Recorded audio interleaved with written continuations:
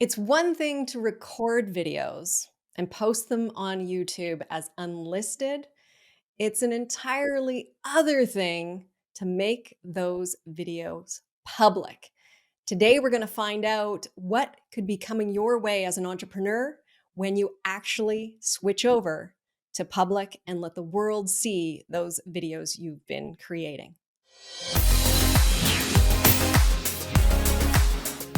Welcome to Show Up and Be Seen. I'm Valerie McTavish, sharing insights and inspirations to help you get visible so you can increase your impact and grow your business.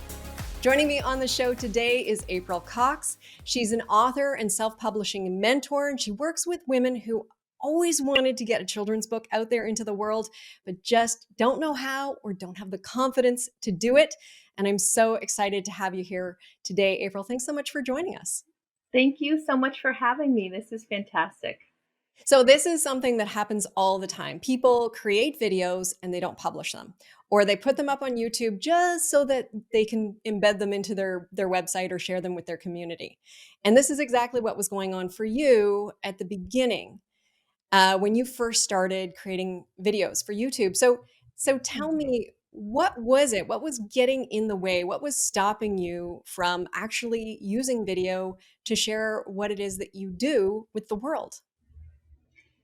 So much of it was about fear and just that imposter syndrome, seeing so many others out there that were sharing similar in a similar niche that were so much better than what I could do, and just that lack of confidence. Like, why should I be out there? Why should people be able to find my videos? What's special about anything that I'm doing that's not already out there? And so your mind can get in the way. That negative self-talk can get in the way. And between that and feeling like I need to get it perfect first. So between that perfectionism and gee, maybe before I press or make things public, maybe I should lose some weight first. Maybe I should become a better public speaker first. And all of these reasons were piling up around why I was kind of keeping things as private, only making them available to like one-on-one coaching folks or people in my author work group that I was already recording these videos for and with. And it just, I had to stop because I saw how many people out there really needed the help that I was offering. And they weren't going to find it, and they weren't going to be able to review any of it unless I just broke through that fear and went live and allowed people to find me and become more visible. This is the perfect storm that so many entrepreneurs face, right? It's the imposter Mhm. syndrome, the comparisоnism, the perfectionism, right? And this idea that there's no point to it, right? That Yes, you're going to do it and it's not going to be worth it. And right. I love that you've got all this going on. You're dealing with your negative self-thoughts, you're dealing with all this self-doubt, but the thing that turned it over for you was the positive feedback that you were getting and the realization that people needed this information. Yes. So, was it just like that? Did it just happen overnight, or was it a Uh, process of getting yeah. comfortable with the idea? So it was really a process, and I didn't find YouTube as a way that I was going to make my voice known. What I found, what and my driving force is making a difference and helping others, and I think a lot of women are that way. And for me, there were so many children's book authors out there who were really struggling. And I would see post after post after post of, hey, I just finished my manuscript. Now what? And there were so many of them that were having trouble stumbling through the sea of information on the internet. And a lot of it is conflicting. It's a lot of convoluted information.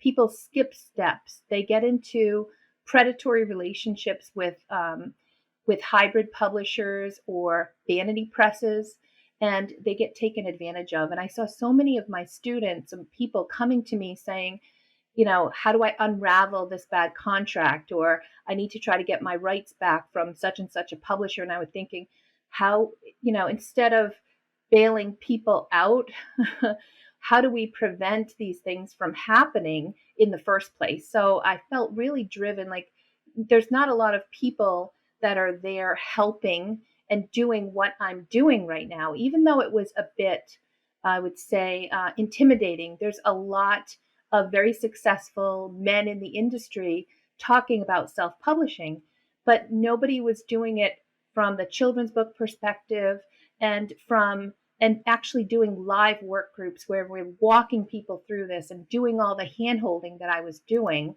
So I found that I had something really special to share, and there wasn't anyone else out there doing it. So I had to say, okay, you've got to go forward and turn this on. And it started because there were certain, just questions in work groups and Facebook groups saying, hey, does anybody know how to do X? Or I'm here, now what do I do? And I kept saying, I have a video for that. And I kept sending people private links. And they would get back to me and they'd be like, this is so amazing. You made that so simple. How, you should really turn that on so that other people can see it too. And it just turned into something that blossomed. And I feel like I've made such an impact because I was able to battle this perfectionism. And by the way, it's not perfect. If anybody goes onto my YouTube channel, they're not going to find perfection, but they I are going to love find progress. I love that those are on there still because it's important for people to see that it really doesn't Yeah. matter. Like you can bumble your way through it. You can have kind of bad lighting or not the best microphone as long as the information is valuable and good and you're serving that person that needs you, right? Yeah. Then that's all that really matters. Yes, we'll get better as we go. That's the whole point. We have to start somewhere. It's progress, not perfection, right? Exactly, Yeah. exactly. And I love that you talked a little bit about this sea change, as I call it, where you went from worrying about yourself and putting yourself out there and all of those that inner struggle, the fear about you being out Mhm. there. And the sea change is now you're worried about them. You're worried about Yeah. what they're going through and how they're struggling and realizing that you need to help them and you need to get out of your own way to do it. So it's that Yes. sea change. And this is something that we cover in the video marketing mastery program that I have in the mindset section, because that is so powerful and something that anytime you are struggling to hit record when you're not feeling it, just Mhm. bringing that person into mind of how much they need this information or what a difference it's going to make. Yeah, and I've always struggled with that imposter syndrome and perfectionism, but one thing that has I've always done is forced myself out of my comfort zone. And that is something, even if it's just a baby step out or dip your toe in something. For example, if I just really wanted to learn about a specific topic, I would schedule a presentation about that topic and give myself a month to really dig in. Now, my background is in consulting, 35 years in corporate America, project management, IT consulting, rolling out multi-million dollar projects, right? So I know how to dig in and learn new things. And I had no doubt in my mind that I could learn and do. But when I saw a need, I would schedule a presentation, schedule a meeting for authors where they could come together and learn about the topic. Meanwhile, I'm digging in and learning. Boy, I have learned so much in the past few years of doing this and publishing. Now I've got over 1,000 people that have gone through my programs and published their books. And it's just amazing let's just look at the last couple of months because people are publishing before Christmas. I probably published 2 dozen books in a matter of, maybe 6 weeks. And And how many when of you're those doing, right, and yeah, how many of those would not have happened if you hadn't shown up, right? This is oh, the so impact. many. Yeah. And that's what keeps me going is when I get those testimonials. And if you visit my website, I mean, my YouTube channel, the welcome video that you see is really a list of testimonials that one of my classes put together for me. And I worked with a video editor to turn it into a little welcome, but they're all heartfelt and, never would have been able to do this without you.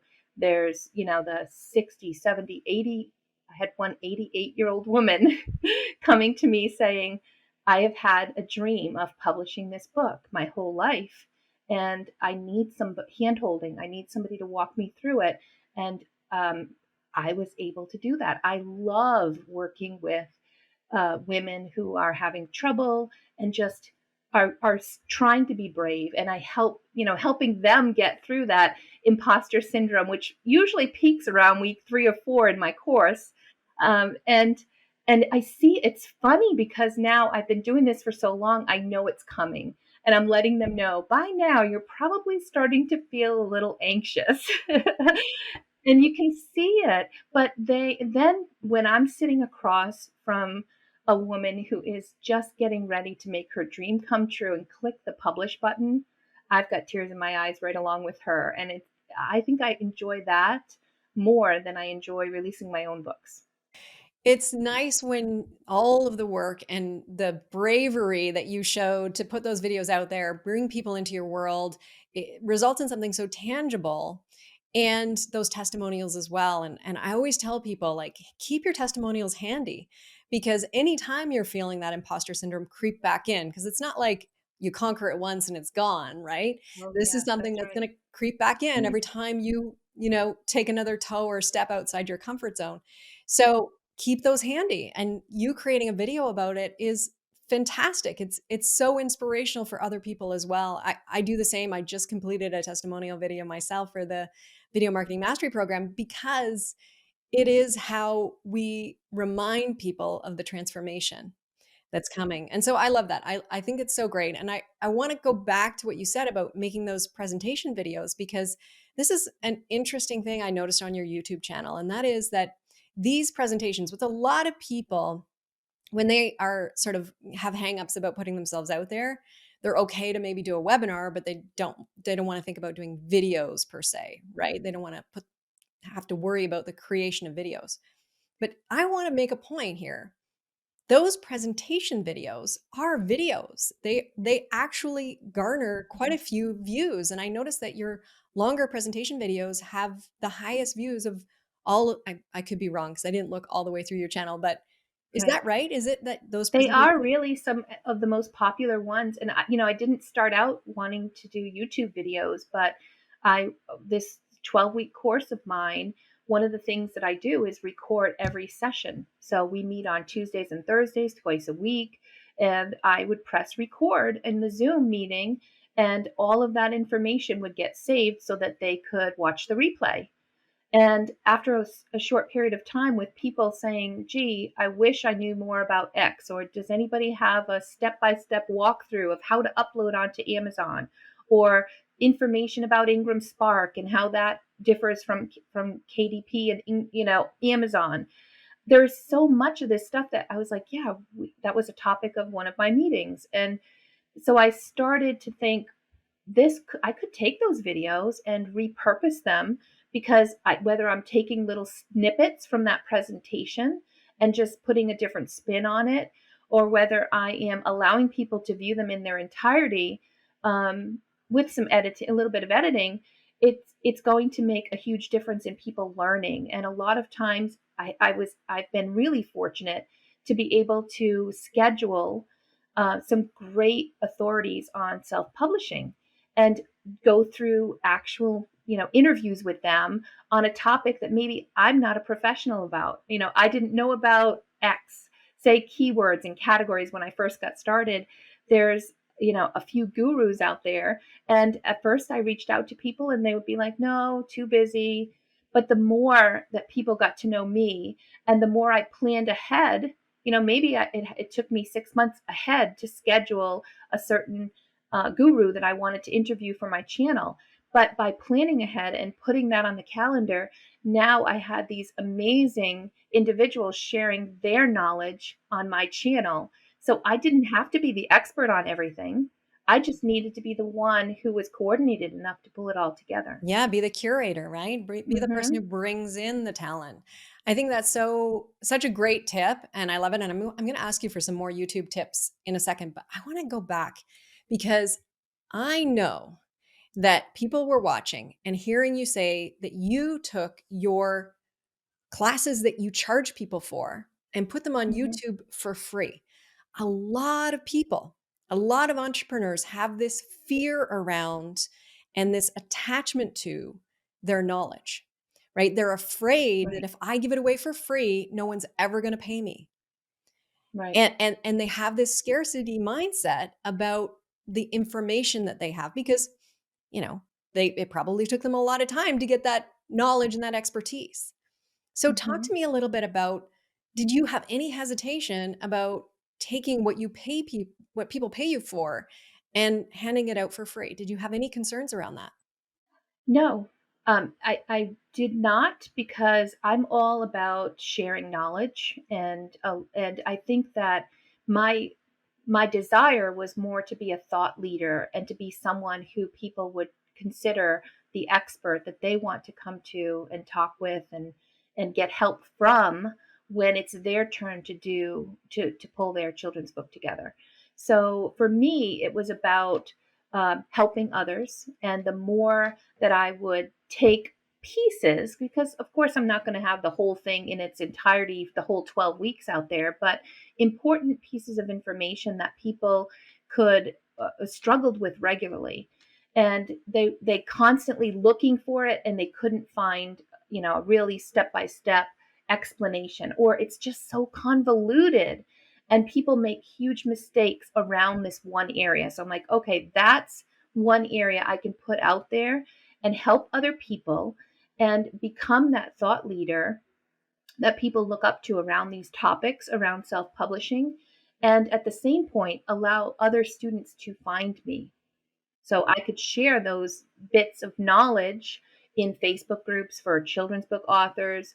And I've also just been surprised at how many people found me for the first time on YouTube. That just is crazy to me. And here's the thing, anytime people are worried about giving away too much, here's the thing that I'm hearing and seeing, and so correct me if I'm wrong, but what I'm seeing is people want those longer videos. And what I know about video is the longer someone watches you, the more they feel like they know you. Right? The more information you give them, the more they feel empowered to take action, the more they trust you to be the person to help them. So they may be seeing you help other people and they may actually have all the knowledge they need. But what you're going to do for them is walk them through the process. And so, in your business model, where you have these 12-week groups where you're literally walking them through the process, they want someone they trust. They want someone they know. They want someone that they want to have an experience that they believe is going to get them the result they're looking for. And because they've watched maybe 2, 3, 4, who knows how many hours of your content, it's a no-brainer for them to say, "I'm ready and I can't imagine doing it with anyone but April." It's so funny how that know, like, and trust factor comes in the more time people spend with you. And a lot of YouTubers are there, trying to game the system into, let's get a really a clickbaity, thumbnail that people are going to click on, and they're going to watch for 10 minutes or 5 minutes or 3 minutes, because they know that people have a short attention span. For me, it was all about just how can I help inform people and teach on a topic. And believe me, some of my videos were 2 hours long that ended up getting edited down to an hour because we had so many discussions and, information that was out there that would have been way too much. But I'm seeing, believe it or not, it's been, I'd say, a year that I've been really pushing hard on my YouTube channel and trying to improve more and more every day. And I have topped over 10,000 watch hours just as of this past month. Can you imagine that? I love that. And this is one of your major lead generators, right? Lots of people Hmm. are now, just Yes. after 1 year on YouTube, people are coming to you through this channel and saying, Yes. I know I want to work with you, right? Hmm. It's warming your leads up and it's qualifying you as the person that they want to work with. And this Yeah. is this is why it's so important. And I think this is a perfect example of thinking of your video strategy as relationship building instead of advertising, Right. right? You want to pull people in, not push your message out. And that's exactly Exactly. how you just compared yourself to other YouTubers. It's exactly that, right? So, Mhm. um, thank you for sharing that. I want to get one more tip from you. What was the biggest difference maker for you in terms of the growth of your YouTube channel? What was the thing that kind of broke it open? Well, I think it was just that consistency and being posting those videos regularly. And it seemed like it was an uphill battle and I was just posting and posting and posting. And it got to be a certain tipping point where all of a sudden now I had enough videos out there, and I think they say around 50 or so videos, YouTube starts to recognize, oh, this is a channel I need to pay attention to. And that if you're consistent and you're uploading things regularly, and if people are commenting and getting, and providing feedback, then YouTube starts suggesting your videos. And that just started to really allow things to grow. Now, I'm still waiting for my first viral video, and I don't know what that's going to be or when it's going to be. But right now, it's been slow and steady and just continuing consistently and making sure that I'm addressing topics that people really need help with. Right. And it's doing its job, right? It's Hmm. helping people get to know you, what you have to offer, how helpful you are, and who you're passionate about helping. And I can imagine that your sales calls are a breeze. If someone is Oh coming to you yeah, through yeah, it YouTube, it's is. like It's you may as well just start the call with, "When do you wanna start?" Right? in exactly the way it happens lately because and sometimes people are awestruck and I think that's the silliest thing ever, but they'll get it across from me and they're like, I can't believe I'm actually talking to you. I'm like, what do you mean? I've been binge watching your videos for weeks and I've just been hesitating to get in front of you and talk, but I do free consults for folks and I tell them just put some time on my calendar and we talk for a 30-minute call. They share their dreams and their fears with me, and they trust that I'm going to help them get there, which is really amazing. So we talk about next steps more than trying to sell them anything. And I even tell them, I don't want to sell you anything. I want to give you 30 minutes of my time because so many people in the self-publishing world, they were there for me. I just want to be there for you.